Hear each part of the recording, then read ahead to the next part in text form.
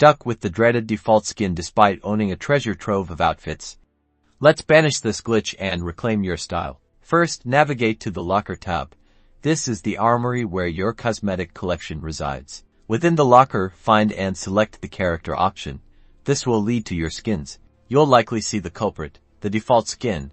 Try manually equipping a different skin. Click Edit Style if available to see other options. Browse your collection and select a skin to equip. Any owned skin will do.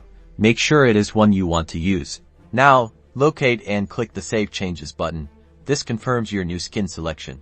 Return to the main lobby to confirm the change. If your new skin is visible, the glitch has been vanquished. Still sporting the default look? Fear not. Completely close the Fortnite application on your device and shut it down completely. Relaunch Fortnite and log back into your account.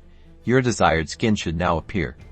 This usually solves any lingering glitches. Style restored.